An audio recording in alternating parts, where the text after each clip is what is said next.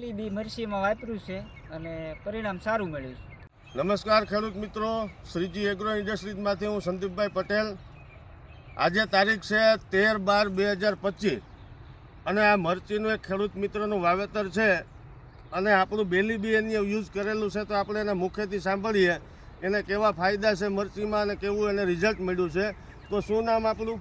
કરશનભાઈ માવજીભાઈ વાળા, કરશનભાઈ માવજીભાઈ વાળા. ગામ કયું છે? તળાજા. તળાજા. ભાવનગર જિલ્લાના તળાજામાં કરશનભાઈની વાડીએ છીએ.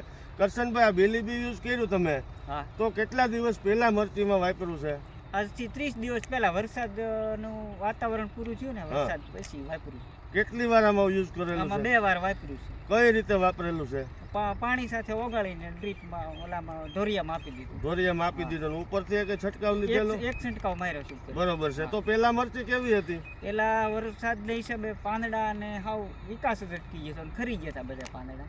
બેલી બી આપ્યું એટલે 15 દિવસે ધીમે ધીમે રિકવર થયું ને બીજા ડોઝમાં વધારે રિકવર. એમ તો જરા ખેડૂત મિત્રને બતાવશો ને આમાં કેવો ફાયદો છે, કેવી રીતના છે?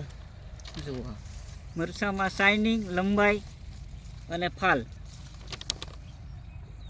બરોબર, અને પાંદની એકદમ નવી કુણપ આવેલી. બરોબર.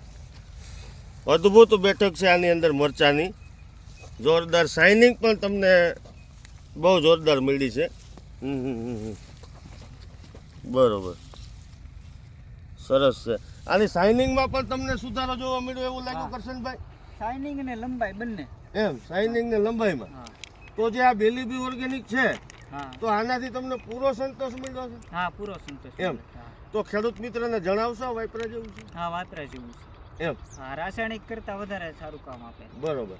નમસ્કાર ખેડૂત મિત્રો, તો મારું કહેવાનું એમ છે કે આ જે બેલી બી ઓર્ગેનિક છે, આ કોઈ પણ પ્લાન્ટની અંદર, કોઈ પણ પાકની અંદર, કોઈ પણ અવસ્થાએ તમે આને આપી શકો છો.